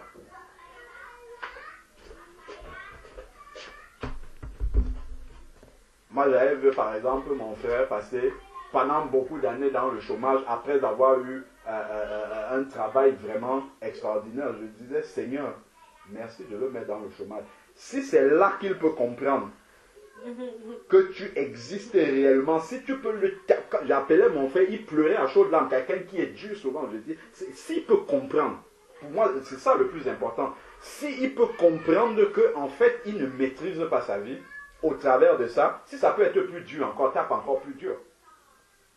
Le plus important, c'est qu'au final, qu'ils comprennent, même si ça fait mal, c'est vrai que charnellement, quand on voit, ça fait mal, que ce soit la maladie, que ce soit les difficiles épreuves de la vie, ainsi de suite, ça nous fait mal parce que, bon, on voit les nôtres souffrir, ainsi de suite, mais quelque part, on se dit, Seigneur, si ça là, si ça peut amener la personne à comprendre que, en fait, je n'ai pas la maîtrise sur ma vie. Je croyais maîtriser tout parce que, bon voilà, je passe d'une entreprise à l'autre, je demande tel salaire, on me donne, ainsi de suite. Ben, à un moment donné, tout ça peut s'arrêter. C'est Dieu qui maîtrise ça, ça peut s'arrêter. Ça s'arrête vraiment, tu descends, tu touches le fond, tu descends encore plus bas. Oui, si ça c'est le moyen, si ça doit aller plus loin, Seigneur, frappe encore plus loin. Il est souverain. Oui, si au final, ça amène une âme à lui, même dépouillée, même malade, le plus important, c'est que cette âme-là, parce que effectivement, nous prions pour nos collègues, pour nos familles, ainsi de suite, mais en fait, chaque être humain a un cœur que Dieu seul connaît. Donc, Dieu seul sait le point sensible. Parce qu'il y a des personnes, tu viens lui parler de l'amour de Dieu, il t'envoie balader, tu lui dis le ciel et l'enfer, même tout ça, il t'envoie balader. Mais Dieu sait que si je touche à telle chose qui est l'équilibre de sa vie, il va perdre pied. Il va commencer à douter. Il va commencer à se poser des questions. Il sera plus sensible si on lui parle de Dieu. Et qu'on lui dise que, tu as vu, en fait, tu ne maîtrises rien du tout. Tout cela n'est pas entre tes mains. Mais Dieu peut amener cette personne-là dans une situation où son cœur sera plus disposé. Parce qu'en dehors de cette situation, même pour nous les enfants de Dieu, pourquoi Dieu nous amène dans le désert? Dieu ne nous amène pas dans le désert parce qu'il veut nous faire souffrir. C'est parce qu'il sait que dans le désert, le cœur est mieux disposé, les oreilles spirituelles sont ouvertes pour écouter ce que Dieu a à dire. Si Dieu pouvait nous parler dans l'abondance, c'est ça qu'il aurait fait. Mais il sait bien que dans l'abondance, il y a très peu de personnes qui peuvent l'écouter. Très peu. Même ceux qui sont proches de Dieu dans l'abondance ont fini par là. Non, il préfère nous mettre dans la disette. Il préfère nous amener dans l'épreuve, dans le désert. Là maintenant, on va se mettre à genoux. Et quand on va prier, on saura que si là, tel que je vois les circonstances, si Dieu n'intervient pas, c'est fini. Et le cœur sera vraiment sincère dans cette prière-là. Dieu le fait par amour, parce qu'il veut que nous comprenions ce qu'il a à nous dire. Il ne veut pas nous parler en l'air comme ça, il veut que nous comprenions. Et là, il nous amène dans ces circonstances-là pour que nous comprenions. Si déjà nous, qui sommes ses enfants, il fait cela. Il nous met dans les conditions de disposer nos cœurs, qu'on le veuille ou pas. Si on n'a pas l'habitude d'avoir le cœur disposé, il fait en sorte que les circonstances disposent notre cœur. S'il le fait pour nous, à plus forte raison, pour nous, il ne le fait pas. Ce n'est plus pour le salut, on est déjà sauvé. Il le fait pour notre éducation, pour notre formation, pour nous bâtir.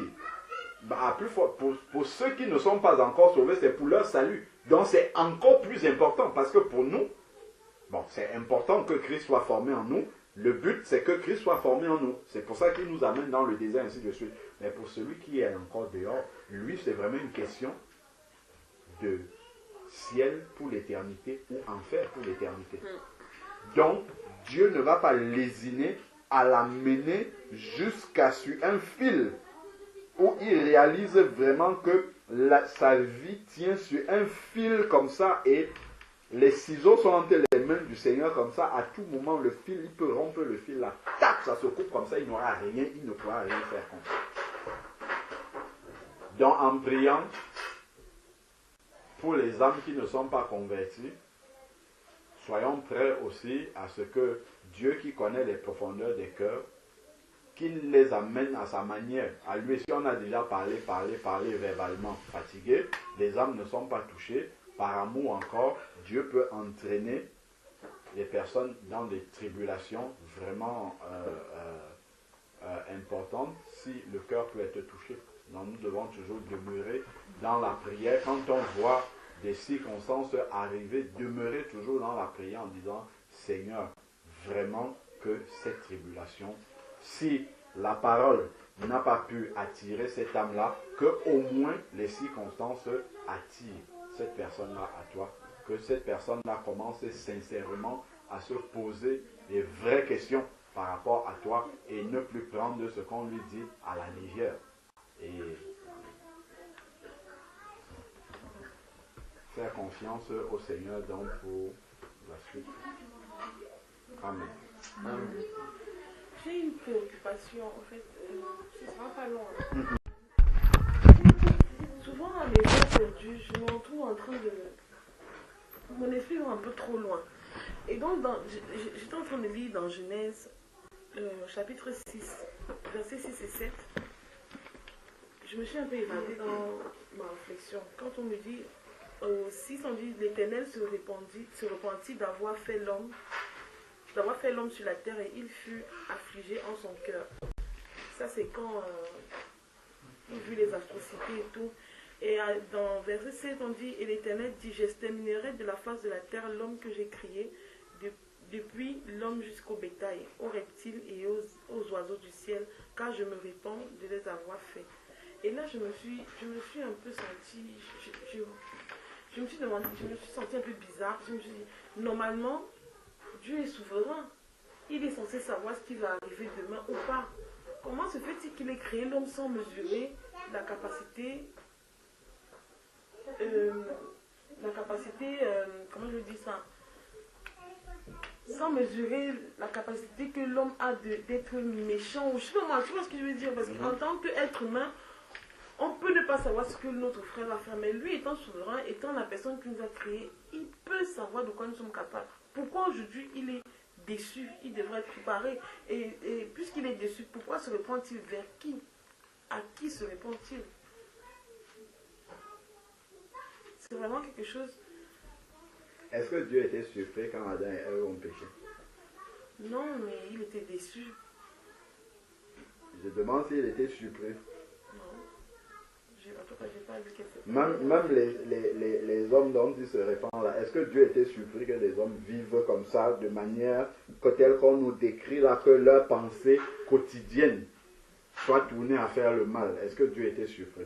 Quand Caïn tue son frère, est-ce que Dieu est surpris par ça? Mais pourquoi Dieu les a créés quand même? Parce que Dieu est amour en fait.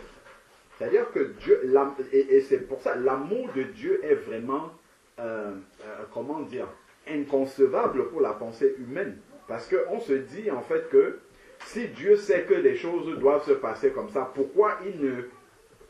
Par exemple, il y a, si quelqu'un retrouve le verset, qui dit que Dieu a créé des vases de colère et des vases d'honneur. Voilà. Comment, quand quelqu'un vient au monde, et c'est là où certains font souvent l'erreur de parler de la prédestination. Quand quelqu'un vient au monde de Dieu, sait s'il ira en enfer ou au paradis. Dieu le sait déjà. Même si la personne ira en enfer, Dieu le laisse quand même naître. Mais ce n'est pas Dieu qui va le faire en sorte qu'il aille en enfer. Hein. C'est lui-même en prenant en faisant le choix de rejeter Jésus-Christ qui ira en enfer. Tu vois, ce n'est pas Dieu qui va le pousser à rejeter Jésus. Dieu ne va jamais le faire. Mais Dieu est tellement amour que lorsqu'il voit un être humain venir sur la terre, même s'il sait que celui-là ira en enfer, il le laisse quand même vivre. Et ça, c'est l'amour de Dieu en fait. Ce n'est pas Dieu qui choisit pour cette personne. Mais cette personne n'ira pas en enfer par la volonté de Dieu. Parce que la volonté de Dieu est donnée dans 1 Timothée chapitre 2 verset 2. Dieu veut que tous les hommes soient sauvés. Dieu a tout fait pour que tous les hommes, sans exception, soient sauvés. Donc, si quelqu'un n'est pas sauvé, c'est que c'est lui qui n'a pas voulu être sauvé. C'est que c'est lui qui n'a pas fait ce qu'il fallait pour être sauvé. Et Dieu est tellement juste pour que personne ne puisse se mettre devant lui et dire non, envers moi tu étais injuste. Souvent les hommes parlent souvent comme si il y a des choses qu'eux ils savent que Dieu ne sait pas. Quelqu'un, tu lui parles de Jésus-Christ, il va te dire, qu'est-ce que tu veux dire quand c'est écrit dans la Bible qu'il n'y a aucun autre nom qui a été donné par lequel les hommes doivent être sauvés que le nom de Jésus-Christ. Quand tu vas dire ça à quelqu'un, il va te dire, et celui qui est alors né en Afghanistan ou au Pakistan, Dieu ne sait pas ça.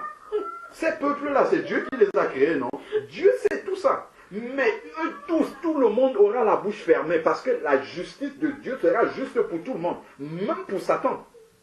Quand on voit dans Apocalypse chapitre 20 Quand un ange vient avec une longue chaîne pour enchaîner Satan, est-ce que Satan a ouvert la bouche? Satan n'a pas ouvert la bouche. Satan s'est tué. On l'a enchaîné et on l'a mis dans la Bible pendant 1000 ans. Il n'a pas ouvert la bouche pour contester avec Dieu. C'est impressionnant quand même. Satan qui se plaît à contester, à dire, même Satan devant son jugement, la bouche était fermée. Il est parti simplement. Ce n'est pas nous qui allons venir contester avec Dieu. Ne pensons pas que celui qui est né en Arabie Saoudite ou en Iran, au milieu dans la famille d'un ayatollah, que lui, il est désavantagé. Non, chacun devant Dieu. Quand Dieu va te prononcer ta sentence, toi-même tu vas reconnaître que la sentence qu'il dit là, c'est juste. Tu ne pourras même pas ouvrir la bouche pour dire que non, moi je t'ai né en Afghanistan. Non. La manière dont Dieu, et c'est pour ça qu'il faut qu'on croie vraiment que Dieu est un Dieu de justice. C'est-à-dire, nous on ne va pas l'aider à faire la justice. En disant, oh Seigneur, et ceux alors qui sont nés en Iran, ceux qui sont nés, je ne sais pas moi, au Pakistan, même ceux qui sont en forêt, Dieu les connaît tous. S'il dit que le souffle de toute chair est entre ses mains, c'est toute chair vraiment. C'est-à-dire que tous ceux qui ont le souffle de vie, même ceux qui sont cachés dans la jungle là-bas, Dieu connaît chacun qui est sur la terre. Et eux tous, sans exception, nous tous, Dieu aura la même justice pour nous tous. Et il dit même d'ailleurs, parce que celui qui est en train de dire, et celui qui est né en Afghanistan et tout, alors qu'on est en train de lui parler de Jésus-Christ là, et qu'il peut accepter Jésus-Christ. Le Seigneur nous dit que celui à qui on a beaucoup donné, il lui sera demandé davantage. Celui qui est en Iran là-bas, qui vit avec un ayatollah, qui n'a pas eu la grâce d'avoir un enfant de Dieu, se mettre devant lui pour lui prêcher l'évangile, il n'aura pas la même exigence que celui devant qui on a prêché l'évangile comme ça. Donc celui qui est en train de se plaindre pour celui qui est en Afghanistan, il ferait mieux de se plaindre pour lui-même. Parce que ce qu'il est en train d'entendre, c'est un jugement déjà sur lui. C'est-à-dire que ce qu'on est en train de lui dire là, qu'il entend et lui discute pour celui qui est en Afghanistan, en fait, lui, il a reçu beaucoup plus que celui qui est en Afghanistan. Donc, Dieu en attend beaucoup plus de lui que celui qui est loin là-bas. Donc, c'est important, en fait, de savoir que Dieu est un Dieu vraiment juste. Juste envers tous les hommes, juste envers Satan même. Et ça, c'est déjà et que rien ne surprend Dieu. Tout ce qui arrive, tous les comportements des hommes, ainsi de suite, Dieu savait tout ça. Par amour pour les hommes, il les a créés, et il les a créés avec le libre arbitre. Il a laissé la volonté de l'homme à l'homme. Il n'a pas créé des robots. Parce que ce qui réjouit le cœur de Dieu, c'est que, ayant créé l'homme libre, que l'homme ait Satan à côté. Et d'ailleurs, c'est pour ça que Satan est aussi là. Parce que Satan existe toujours. L'une des raisons, c'est pour que le cœur de l'homme puisse révéler son amour pour Dieu. Parce que ça serait facile s'il n'y avait que Dieu. En fait, on serait presque comme des robots, on serait obligé d'aller vers Dieu. Mais comme il y a Satan aussi à côté, celui qui décide d'aller vers Dieu, sans que Dieu ne l'ait forcé, révèle vraiment qu'il aime Dieu. Parce qu'il a choisi de ne pas aller vers Satan, mais il a choisi d'aller vers Dieu. Et c'est ça qui réjouit le cœur de Dieu. C'est d'avoir créé l'homme libre d'aller soit vers Satan, mais que l'homme choisisse de venir vers lui. C'est ça vraiment que Dieu a voulu faire. Quand il met Adam et Ève dans le jardin, il aurait pu les laisser comme ça, il n'y a pas l'arbre de la connaissance du bien et du mal. Mais comme Satan avait péché déjà, cet arbre-là est là. Et là où on voit que Dieu est amour, Dieu aurait pu faire un piège à l'homme. Ne pas lui dire lequel des arbres, si tu manges, tu mourras. Il laisse l'homme comme ça, il lui dit rien. Mais comme Dieu l'aime, il le prévient, il lui dit tout, sauf celui-là. Parce que celui-là, si tu manges du fruit de cet arbre-là, voilà ce qui va t'arriver. Maintenant, qu'est-ce que Dieu fait? Laisse libre. au moment où il se prépare à pécher, où il prend le fruit pour manger, Dieu aurait pu faire quelque chose en sorte que le fruit tombe ou je ne sais pas où, comment, mais Dieu n'a pas fait ça. Parce qu'il a déjà créé l'homme libre. Dieu est déçu que l'homme n'ait pas choisi de le servir, mais qu'il ait choisi de faire la volonté de Satan. Il n'est pas surpris, hein, mais il est déçu. Parce qu'il a laissé, il aurait pu, s'il voulait, prendre la volonté de l'homme et dicter sa volonté à l'homme. L'homme agissait comme un robot, mais il a laissé l'homme avec cette volonté-là, libre de cette volonté-là, attendant que l'homme, en reconnaissance, vienne de lui-même pour reconnaître. On a deux sacrifices, Caïn et Abel. Les deux sont venus apporter des sacrifices à Dieu, mais Dieu a agréé celui d'Abel et n'a pas agréé celui de Caïn. Le cœur était mauvais. Dieu veut que l'homme vienne en reconnaissance avec un cœur bon, un cœur vraiment reconnaissant vis-à-vis de lui. Et ça n'a pas tardé. Caïn, il avait le péché déjà qui était dans le cœur. Il a tué son frère.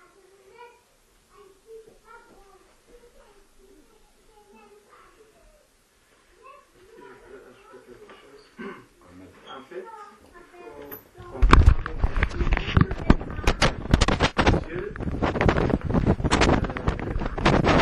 Dieu, la Bible nous dit dans Genèse que Dieu a créé l'homme à son image. Nulle part dans la création, on nous dit que peut-être Dieu a créé les animaux ou les oiseaux ou ceci à son image. Tu vois? Donc l'homme a été créé à l'image de Dieu. Déjà ça. Donc. Et lorsque Dieu crée dans cet homme,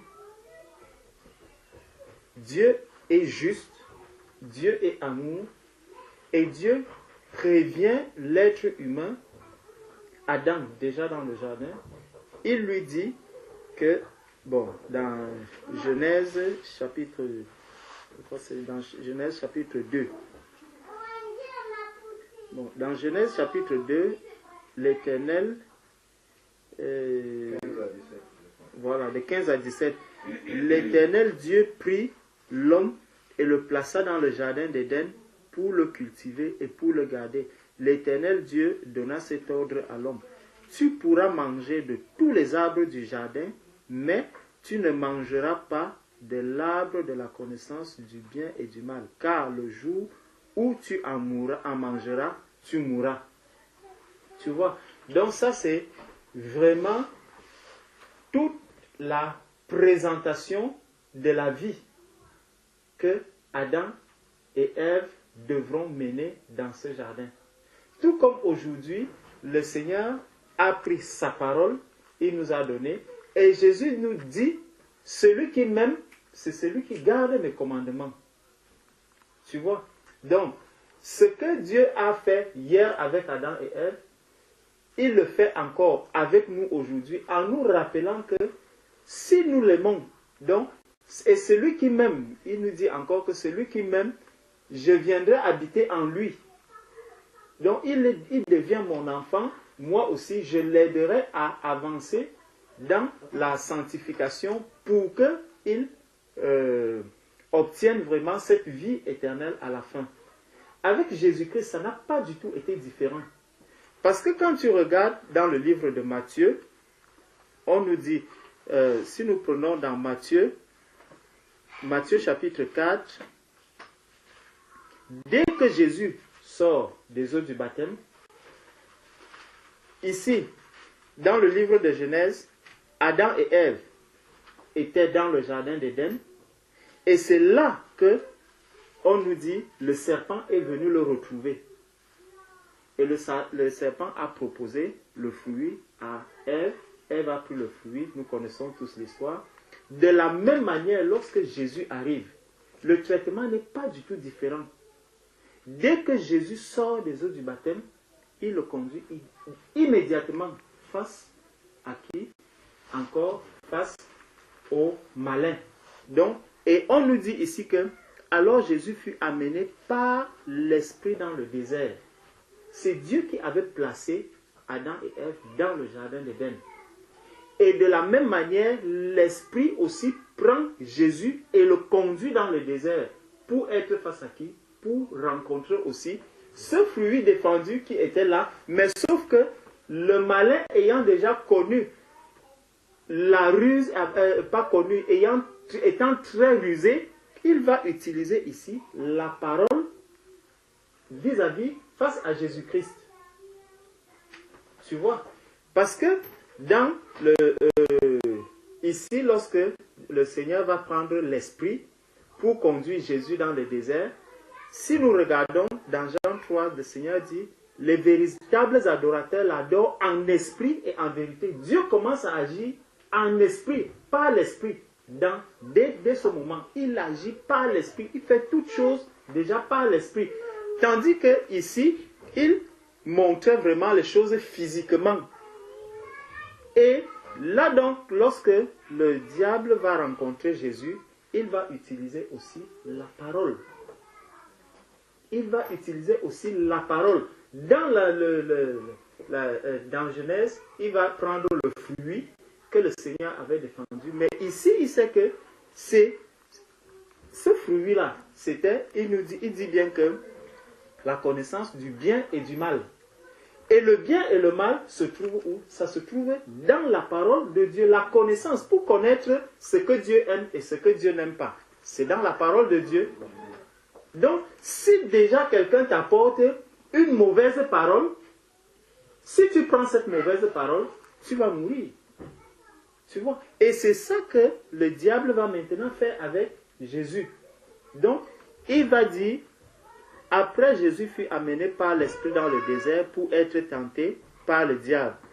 Après avoir jeûné 40 jours et 40 nuits, il fut amené, il eut faim. Le tentateur s'étant approché lui dit, si tu es le Fils de Dieu, ordonne que ces pierres deviennent ces pains. Tu vois, la méthode est la même que celle qu'il a utilisée dans le jardin d'Éden. Et Jésus, lui, il ne va pas se tourner parce que quand tu parles de déception, la déception du Seigneur vient du fait que, ici j'ai dit à Adam, ce qui doit arriver, comment est-ce que les choses doivent se passer, tu vois, ils n'ont pas écouté. Mais par contre, Jésus, lui, il vient et Jésus va répondre maintenant au diable. Et il lui répond par la parole. Jésus répondit, il est écrit, l'homme ne vivra pas de pain seulement, mais de toute parole qui sort de la bouche de Dieu. Tu vois donc, d'un côté le Seigneur, c'est tout à fait normal qu'il soit déçu du fait que j'ai donné ma parole. Je lui ai tout montré. Mais il ne l'a pas accepté. Il a plutôt cru à ce que l'autre est venu lui dire. Tandis que Jésus, quand Jésus arrive, c'est pour ça que le Seigneur dit, Père, je te loue de ce que toi, le Père et moi, donc ce que le Père veut, je l'accomplis. C'est ça que Jésus est en train de lui dire ici.